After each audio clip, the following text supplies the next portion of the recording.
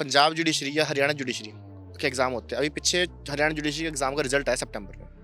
तो उस एग्ज़ाम में हमारा जो जो हम हमारे फ्रेंड्स हैं, हम भी होंगे। तो साथ में क्या होता है कि 1150 ओवरऑल मार्क्स होते हैं। उन 1150 मार्क्स के अंदर 950 मार्क्स तक वाले बच्चे तक उनको लिया नहीं गया। लेकिन जो स्टूडेंट्स किसी जज के रिश्तेदार हैं, किसी जज के भतीजे हैं, किसी जज के कुछ है, किसी जज के कुछ है, या किसी सीनियर एडवोकेट के बच्चे हैं, उनको आगे ले आया गया। तो मतलब मुझे बड़ा ही अजीब महसूस होता है कि मतलब हम गरीब परिवार से आने के बावजूद इतना अच्छा रैंक लेके आते हैं। बस उनको क्या दिक्कत होती है कि हम उनसे ज़्यादा अच्छा लॉ जानते हैं, इसलिए कम से कम हमारे साथ 120 स्टूडेंट्स हैं। 120 से ज़्यादा अगर पंजाब हरियाणा मिलाए हम दोनों, तो उससे ज़्यादा स्टूडेंट्स हैं जिनके मार्क्स अच्छे आए हैं मेरिट बेसिस, लेकिन इंटरव्यू में उनको फेल कर दिया गया। इंटरव्यू में उनको इतने कम मार्क्स दिए गए जानबूझ के, और लेकिन जो उनके जो जिन बच्चों के फोर फादर्स वगैरह या फिर कुछ बड़े संपर्क थे, जो सिफारिश स्टूडेंट्स थे, उनको आगे लाया गया। तो ये बिल्कुल उनका हुआ है, क्योंकि इस इंटरव्यू का कोई कहीं ना तो कहीं सीसीटीवी रिकॉर्डिंग है, ना तो कोई वीडियो रिकॉर्डिंग है, ना कोई नोटिंग है, किसी भी तरह की कुछ रिकॉर्डिंग नहीं है। उसी की वेट कर रहे हैं हम अभी तक कि वो वहाँ से कुछ अपना आंसर भेजे, ताकि हम जो स्टूडेंट्स हैं अभी वो जल्दी अपने, अगर हम बन सकते तो बने, वरना फिर अपनी फर्दर स्टडी स्टार्ट करें। से लोग हरियाणा की ही बताना चाहता हूँ घटना। हरियाणा जुडिशरी का एग्जाम हुआ, उसमें इंटरव्यू के अंदर सिर्फ ये पूछा गया कि आप पंजाब से है, उस पंजाब ये बोलते ही उसको इंटरव्यू से ज़्यादा निकाल दिया गया। ਅਸੀਂ ਤੁਸੀਂ ਦੇਖ ਰਹੇ ਟੀਵੀ ਪੰਜਾਬ, ਮੈਂ ਤੁਹਾਡਾ ਜਸਪ੍ਰੀਤ ਸਿੰਘ ਅਸ਼ਕ। ਹਮੇਸ਼ਾ ਹੀ ਜਦ ਕਿਸੇ ਨੌਕਰੀ ਵਾਸਤੇ ਇੰਟਰਵਿਊਆਂ ਹੁੰਦੀਆਂ ਨੇ ਤਾਂ ਉਹਦੇ ਵਿੱਚ ਇਹ ਇਸ਼ੂ ਵੀ ਸਾਹਮਣੇ ਆ ਜਾਂਦਾ ਕਿ ਇੰਟਰਵਿਊ ਦੇ ਵਿੱਚ ਘਪਲਾ ਹੁੰਦਾ, ਜਾਣਬੁੱਝ ਕੇ ਸਟੂਡੈਂਟਸ ਨੂੰ ਫੇਲ ਕਰ ਦਿੱਤਾ ਜਾਂਦਾ। ਪਰ ਜੇ ਮਾਮਲਾ ਜੁਡੀਸ਼ਲੀ ਦਾ ਹੋਵੇ ਜਾਂ ਜੱਜ ਬਣਨ ਲਈ ਕੋਈ ਪ੍ਰੀਖਿਆ ਦਿੰਦਾ ਹੋਵੇ, ਉਸ ਦੇ ਵਿੱਚ ਵੀ ਘਪਲੇ ਦਾ ਮਾਮਲਾ ਸਾਹਮਣੇ ਆਵੇ ਤਾਂ ਸਵਾਲ ਤਾਂ ਖੜੇ ਜ਼ਰੂਰ ਹੁੰਦੇ ਨੇ, ਕਿਉਂਕਿ ਇਸ ਪੇਸ਼ੇ ਨੂੰ ਬੜੇ ਇਮਾਨਦਾਰੀ ਨਾਲ ਦੇਖਿਆ ਜਾਂਦਾ। ਸਵਾਲ ਚੱਕਣ ਵਾਲੇ ਸਾਡੇ ਨਾਲ ਲਾਅ ਸਟੂਡੈਂਟ ਨੇ, ਜਿਨ੍ਹਾਂ ਵੱਲੋਂ ਜੱਜ ਬਣਨ ਲਈ ਐਗਜ਼ਾਮ ਦਿੱਤੇ ਜਾਂਦੇ, ਐਗਜ਼ਾਮ ਕਲੀਅਰ ਹੁੰਦੇ ਨੇ, ਟੌਪਰ ਰਹਿੰਦੇ ਨੇ, ਪਰ ਇੰਟਰਵਿਊ ਦੇ ਵਿੱਚ ਜਾ ਕੇ ਇਹਨਾਂ ਦਾ ਕਹਿਣਾ ਕਿ ਵੱਡਾ ਜਿਹੜਾ ਲੋਚਾ ਹੁੰਦਾ, ਘਪਲਾ ਹੁੰਦਾ ਤੇ ਇਹਨਾਂ ਨੂੰ ਬਾਹਰ ਕਰ ਦਿੱਤਾ ਜਾਂਦਾ ਤੇ ਕੇਵਲ ਜਿਹੜਾ ਰਿਸ਼ਤੇਦਾਰਾਂ ਨੂੰ ਉੱਥੇ ਪਹਿਲ ਦਿੱਤੀ ਜਾਂਦੀ ਹੈ। ਸਾਡੇ ਨਾਲ ਮੌਜੂਦ ਨੇ ਸਟੂਡੈਂਟ ਨਾਲ ਗੱਲਬਾਤ ਕਰਦੇ ਆ। ਕੀ ਨਾਮ ਹੈ ਤੁਹਾਡਾ? मेरा नाम अजय सूद है, मैं पंजाब। ਅਜੀ ਕੀ ਪੂਰੀ ਪ੍ਰੋਬਲਮ ਕੀ ਹੈ? ਕੀ ਤੁਸੀਂ ਇਲਜ਼ਾਮ ਲਗਾ ਰਹੇ ਹੋ ਕਿ ਜਿਹੜੀ ਇੰਟਰਵਿਊ 'ਚ ਜਾ ਕੇ ਜਿਹੜਾ ਇਹ ਘਪਲਾ ਹੁੰਦਾ, ਕੀ ਮਾਮਲਾ? मामला ऐसा है जी, जैसे पंजाब जुडिशरी या हरियाणा जुडिशरी के एग्ज़ाम होते हैं। अभी पीछे हरियाणा जुडिशरी के एग्ज़ाम का रिजल्ट आया सितंबर में। तो उस एग्ज़ाम में हमारा जो जो हम हमारे फ्रेंड्स हैं, हम भी होंगे। तो साथ में क्या होता है कि 1150 ओवरऑल मार्क्स होते हैं। उन 1150 मार्क्स के अंदर 950 मार्क्स तक वाले बच्चे तक उनको लिया नहीं गया। लेकिन जो स्टूडेंट्स किसी जज के रिश्तेदार हैं, किसी जज के भतीजे हैं, किसी जज के कुछ है, किसी जज के कुछ है, या किसी सीनियर एडवोकेट के बच्चे हैं, उनको आगे ले आया गया। तो मतलब मुझे बड़ा ही अजीब महसूस होता है कि मतलब हम गरीब परिवार से आने के बावजूद इतना अच्छा रैंक लेके आते हैं। बस उनको क्या दिक्कत होती है कि हम उनसे ज़्यादा अच्छा लॉ जानते हैं, इसलिए हम लोगों को पीछे रखा जाता है। क्योंकि जब वहाँ इंटरव्यू होता है, उस इंटरव्यू के दौरान क्या होता है कि जो हम है, मान लो एक कॉमन वो है जिसकी बिना सिफारिश के आगे आया, जो मेरिट बेसिस पे अपने आगे आया एग्जाम दे के, तो उससे जब इंटरव्यू लिया जाता है, उस इंटरव्यू के बेसिस पे आप क्या देखते हैं कि इंटरव्यू में 25 से 30 मिनट का इंटरव्यू होता है साथ में। उस 25 से 30 मिनट के इंटरव्यू में उससे कई तरह के क्वेश्चन किया जाता है, जो कई बार एग्जाम्स के अंदर भी नहीं होते हैं। तो उसके बाद वो उसका अच्छा इंटरव्यू होने के बावजूद उसके मार्क्स कम आते हैं, लेकिन उस इंटरव्यू के अंदर।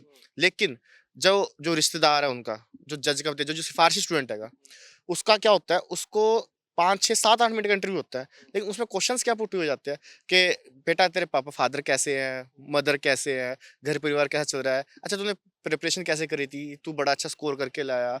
उसके बाद उसके मार्क्स बहुत अच्छा थे इस बात को लेके। तो मैं जानना चाहता हूँ कि ये ऐसा हो क्यों रहा है। आप इल्ज़ाम लगा रहे हैं, आपने पंजाब जुडिशरी का भी अभी एग्ज़ाम हुआ है, आपने वो भी दिया। मेन मुद्दा पंजाब जुडिशरी का था क्योंकि जॉब थी आपकी उसमें। तो बात ये है कि आप इल्ज़ाम लगा रहे हो, कोई प्रूफ है इस चीज़ का कि क्या है? बिल्कुल प्रूफ। कम से कम हमारे साथ 120 स्टूडेंट्स हैं, 120 से ज़्यादा अगर पंजाब हरियाणा मिलाए हम दोनों, तो उससे ज़्यादा स्टूडेंट्स हैं जिनके मार्क्स अच्छे आए हैं मेरिट बेसिस, लेकिन इंटरव्यू में उनको फेल कर दिया गया।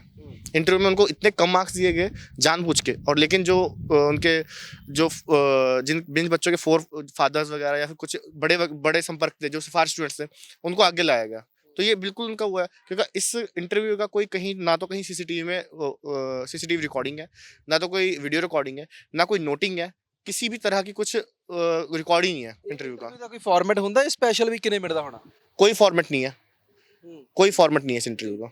जो जैसा जो भी आप जो इंटरव्यूअर होगा वो जैसा मर्जी अपने हिसाब से पैरामीटर सेट कर देता है, उसको जो मन करता है वो उस हिसाब से उसको सेट करके अपने बच्चे को आगे निकालना है, पीछे करना है, वो उसको उसका उसका ये भी सुनने को मिला है कि 25 मिनट का इंटरव्यू का कुछ रहता है, 20 से 25 होनी चाहिए और 5-7 मिनट में ही वैसे हो जाती है। बिल्कुल वही वही तो मैं आपको बता रहा हूँ कि 25 से 30 मिनट, कईयों को 35 मिनट तक का इंटरव्यू देना पड़ गया बच्चों को, लेकिन जो उनके सिफारिशी स्टूडेंट उनको 7-7 मिनट में निकाल दिया बाहर, और क्वेश्चंस भी कुछ कोई खास पुट नहीं करे कि क्या है क्या नहीं। आप लॉ स्टूडेंट हो, आपने कोई इसके लिए कोर्ट का रुख नहीं किया? मान लेते हैं कि पंजाब हरियाणा हाई कोर्ट की बात है, सुप्रीम कोर्ट तो है ना, वहाँ क्यों नहीं गए? बिल्कुल, हम सुप्रीम कोर्ट में हमने एक अर्जी डाली हुई है, उसका हमें मैं आपको इसके बाद लेटर दे दूंगा इसके लिए, उसमें अर्जी डाली हुई है, तो उसका भी हमें रिप्लाई आना बहुत जल्द आने वाला है। लेकिन इसके साथ साथ हमने prime minister office, law ministry और साथ में अपना प्रेसिडेंट, इन सबको अपील डाली हुई है कि ऐसा ऐसा हमारे साथ हो रहा है। तो उन्होंने भी हमें प्रूफ मांगे थे, उनको प्रूफ के साथ हम दे के आए हैं हर चीज़। प्रूफ हमने दिया, इन्वेस्टिगेशन रिपोर्ट, और जो स्टूडेंट्स के साथ जो जैसा जैसा हुआ है उनकी मार्कशीट, कि जो स्टूडेंट 950 नंबर तक लेके आ सकता है उसमें अपना बिना इंटरव्यू के, तो क्या वो इंटरव्यू में इतना फेलियर होगा कि उसको 7 ही नंबर मिलेंगे? 7 ही नंबर मिला, ये बात सही है। कैसे फिर इंटरव्यू कैसे होना चाहिए आप क्या जी, लगता है? पहले तो आप देखिए कि एक तो जैसे इंटरव्यू होता है, ठीक है, पहले तो इसकी एक टाइम लिमिट सेट होनी चाहिए कि कोई बच्चा 7 मिनट दे रहा है, कोई बच्चा 35 मिनट 30 मिनट दे रहा है, ये तो फेयर नहीं है, ठीक है।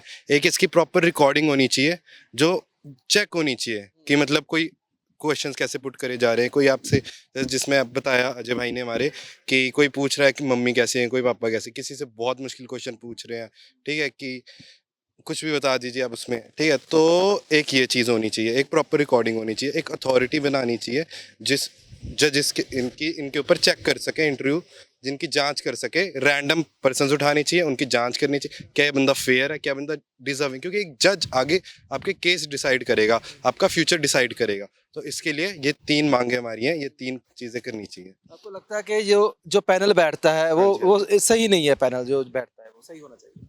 जी जी जी, जो पैनल बैठता है, जो सिटिंग, जैसे अभी बताया कि नेपोटिज्म चल रहा है, जैसे हम क्या होता है बेसिकली, एक जज है दूसरे जज से अपना रिलेशन नहीं खराब करना चाहता है, ठीक है।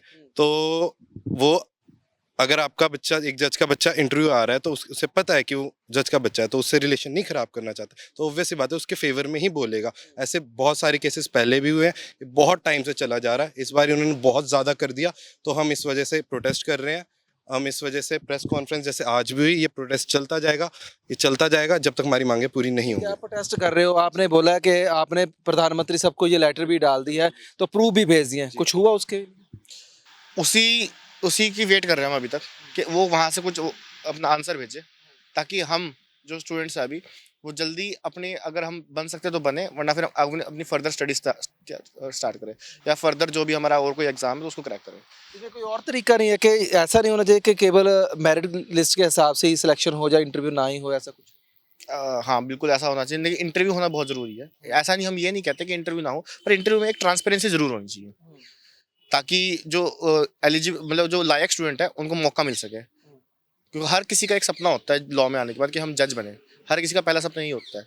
तो अगर उसका मतलब एक गरीब परिवार से बच्चा आ रहा है, उसका सपना है जज बनने का, वो नहीं बन पा रहा है क्योंकि उसके फादर जज नहीं है या उसके फादर कोई बड़े वकील पर नहीं है। ऐसा तो नहीं हुआ, बहुत सारे हरियाणा में भी देख लो, अभी पंजाब जुडिशली बहुत सारे मैं ऐसे आपको लोग हरियाणा की ही बताना चाहता हूँ घटना। हरियाणा जुडिशरी का एग्जाम हुआ, उसमें इंटरव्यू के अंदर सिर्फ ये पूछा गया कि आप पंजाब से है, उस पंजाब ये बोलते ही उसको इंटरव्यू से ज़्यादा निकाल दिया गया।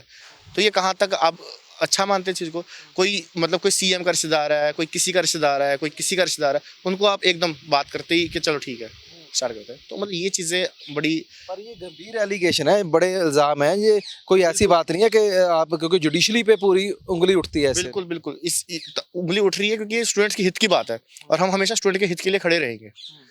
कि ऐसा नहीं है कि हम आज आज बोल रहे हैं और कल मुकर जाएंगे, नहीं। ये जब तक ये मुद्दा खत्म नहीं होता हम ये बात छोड़ेंगे नहीं अपनी। पर ये आप करते रहे हो, जो आप कोर्ट में जाओगे ये दिक्कत आ सकती है आपको इसके लिए, क्योंकि वो जज ही वो है जिसके खिलाफ तो आप कोर्ट में जाओगे। कोई नहीं, फिर कैसे हो पाएगा? ये हम अभी आपको दिखाएंगे जब कोर्ट्स के बाद प्रोटेस्ट होएंगे ना, बहुत बड़े बड़े स्टूडेंट्स जो जुडिशरी एग्जाम क्रैक करे वो खुद खड़े होंगे जाके, तब सबको बात समझ आ जाएगी कि है क्या, चल क्या रहा है सिस्टम।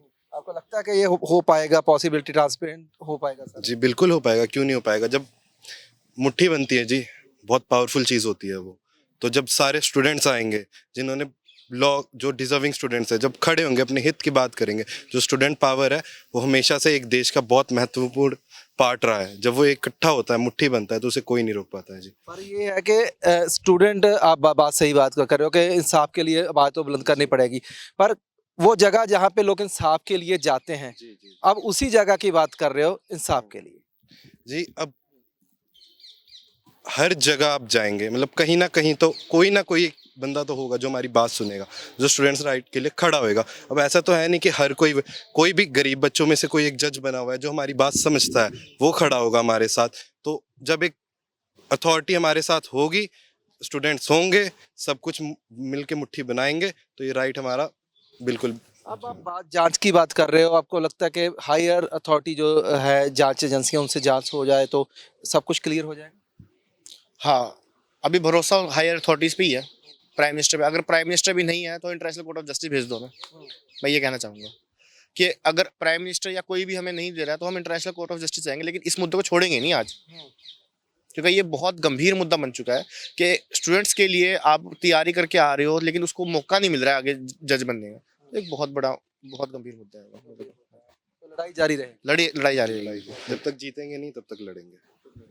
ਸੋ ਪ੍ਰੂਫ ਜਿਸ ਤਰੀਕੇ ਨਾਲ ਇਹਨਾਂ ਨੇ ਦੱਸਿਆ ਕਿ ਸਾਡੇ ਕੋਲ ਜਿਹੜੇ ਨੇ ਪ੍ਰੂਫ ਵੀ ਨੇ ਤੇ ਅਸੀਂ ਉਹਨਾਂ ਦੇ ਸਿਰ ਦੇ ਉੱਤੇ ਜਿਹੜਾ ਅੱਜ ਇਹ ਚੈਲੰਜ ਵੀ ਕਰ ਰਹੇ ਹਾਂ ਕਿ ਜਿਹੜਾ ਇੰਟਰਵਿਊ ਫੇਅਰ ਨਹੀਂ ਹੁੰਦੀ, ਉਹਦੇ ਵਿੱਚ ਜਿਹੜਾ ਘਪਲਾ ਹੁੰਦਾ ਆ, ਟੌਪ ਰੈਂਕ ਜਿਹੜੇ ਸਟੂਡੈਂਟ ਆ ਉਹਨਾਂ ਨੂੰ ਬਾਹਰ ਕਰ ਦਿੱਤਾ ਜਾਂਦਾ ਹੈ, ਰਿਸ਼ਤੇਦਾਰਾਂ ਨੂੰ ਜੱਜ ਲਈ ਅੱਗੇ ਸਿਲੈਕਸ਼ਨ ਕੀਤੀ ਜਾਂਦੀ ਹੈ। ਸੋ ਜੁਡੀਸ਼ਲੀ ਉੱਤੇ ਹੀ ਜਿਹੜੀ ਉਂਗਲ ਆ ਜੇ ਲਾਅ ਦੇ ਸਟੂਡੈਂਟਸ ਚੁੱਕ ਰਹੇ ਨੇ, ਇਲਜ਼ਾਮ ਲਗਾ ਰਹੇ ਨੇ, ਜਿਨ੍ਹਾਂ ਨੇ ਆਖਿਆ ਕਿ ਪ੍ਰਧਾਨ ਮੰਤਰੀ ਘਰਾਣੇ ਤੱਕ ਤੇ ਹਰ ਤਰੀਕੇ ਨਾਲ ਅਸੀਂ ਹਰ ਏਜੰਸੀ ਤੱਕ ਪਹੁੰਚ ਕਰ ਚੁੱਕੇ ਹਾਂ ਕਿ ਸਾਨੂੰ ਜਿਹੜਾ ਇਨਸਾਫ ਜ਼ਰੂਰ ਮਿਲੇ। ਲਗਾਤਾਰ ਇਨਸਾਫ ਦੀ ਉਮੀਦ ਦੇ ਵਿੱਚ ਆ ਤੇ ਲੜਾਈ ਇਹਨਾਂ ਨੇ ਕਿਹਾ ਜਾਰੀ ਰਹੇਗੀ ਜਦ ਤੱਕ ਇਨਸਾਫ ਨਹੀਂ ਮਿਲਦਾ। ਦੇਖਦੇ ਰਹੋ ਟੀਵੀ ਪੰਜਾਬ, ਮੈਂ ਤੁਹਾਡਾ ਜਸਪ੍ਰੀਤ ਸਿੰਘ ਆਸ਼ਕ।